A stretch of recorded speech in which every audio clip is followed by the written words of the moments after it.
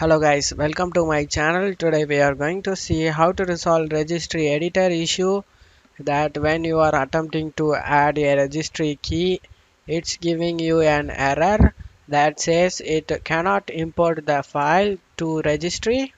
Let's fix it guys. First I recommend doing depending on what your registry value is in question.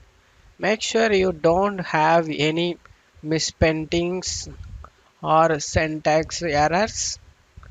One final thing you can try guys, if you have the file, you just want to right click on it and select properties, select the security tab over here and select edit and select add. In here you just need to type everyone, EVERYONE, click on check names, click on OK, and now you just need to under here you just need to select full control, select allow, select full control check mark and select apply and OK for save changes. Now click on OK. Now you can attempt to add that registry value to your registry. Hopefully your problem resolved guys.